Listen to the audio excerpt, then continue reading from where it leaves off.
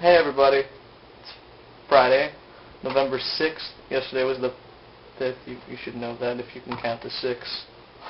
Yeah, so, making my video today. I'll start off with the questions. Sharon's question was pirate or ninja, and I'm going to choose ninja because pirates are overrated and ninjas are very stealthy.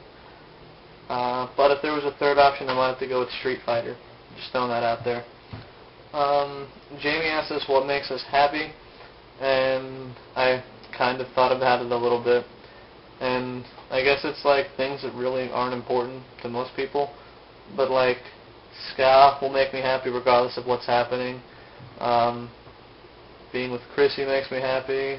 Green Day, just I guess music in general makes me happy. White Castle, Swedish Fish, different sorts of foods. I like food. Happy things make me happy. YouTube makes me happy. Wheezy Waiter, he's hilarious. He's one of my new favorite YouTube discoveries. I'll post a link in the doobly-doo forum because he's amazing. And then she asked us what makes us frustrated. One thing that really frustrates me is people who walk slowly in front of me whenever I'm trying to like rush or go somewhere, and they're walking really slow and I can't go around them. That's annoying. And people who don't know how to drive really frustrate me. Like people who don't use their turn signal. That's one of my biggest pet peeves ever. I will yell at the car when they don't use their turn signal, and it really pisses me off, and people need to learn how to do that.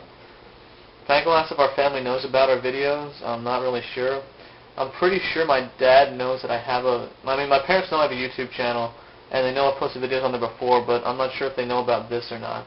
Because I remember one time I was posting my video for my audition for the Vlogs We Has Them, which I obviously didn't get, but I was doing that, and my dad's like, what are you doing? I was like, making a YouTube video. And he was like, oh, okay, that's cool.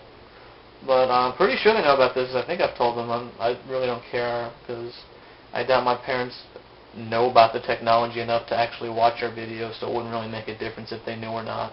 Well, this weekend I have like 3 different books to read, and I've told you guys that I have to read a lot, and I think I've said I have to read in every single video I've made because I always have to read for English.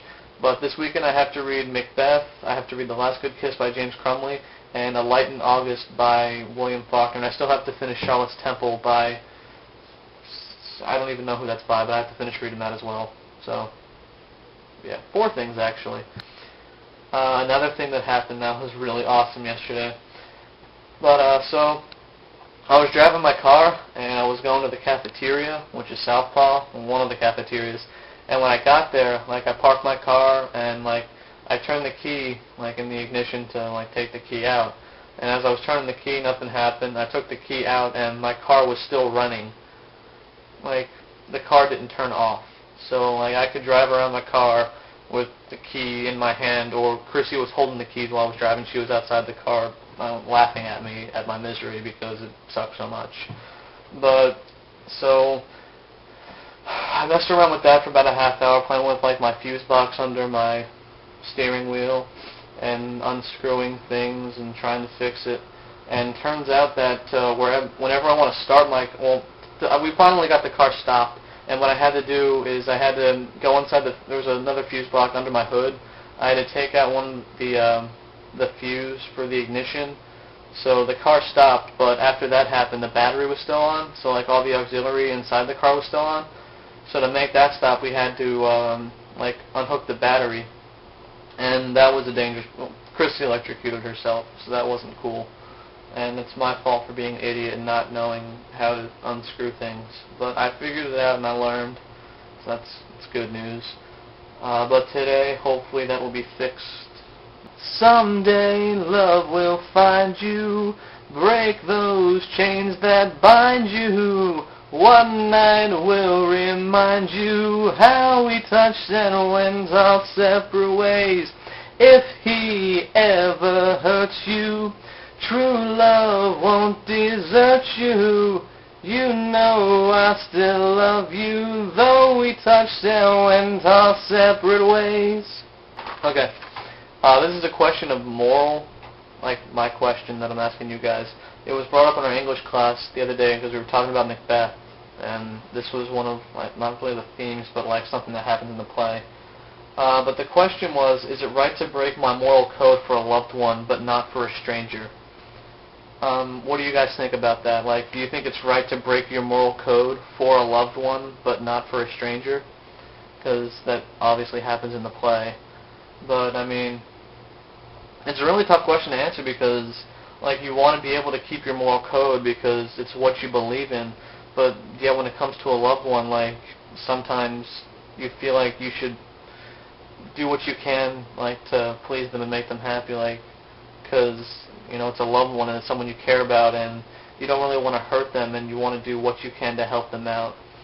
Like, one of the examples was, if your wife was dying and, like, you couldn't afford the medicine for it, but you knew that, like, this one place had the medicine, like, would you go rob that store and take the medicine because you know your wife will be healed and if she doesn't get the medicine she'll die?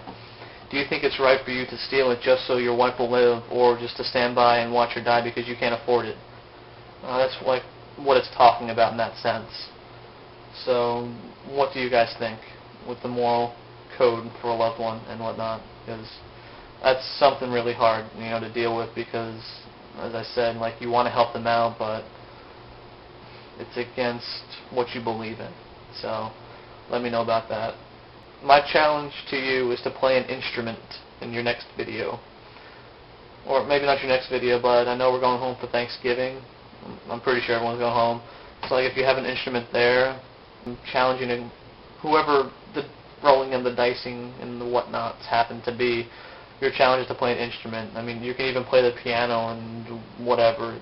Just make it, like, it doesn't have to be long, just like a short song like Mary Had a Little Lamb or something. That'd be cool.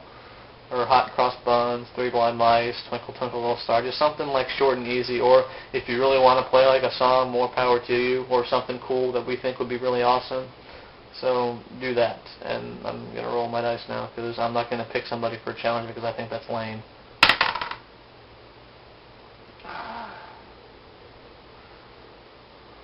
It was a 5, which would be me.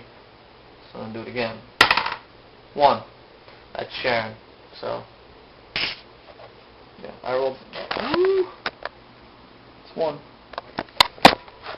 So yes, Sharon, you have to play an instrument sometime within the next couple, whenever you get a chance. Like, so when you go home and you get your instrument, that will be cool.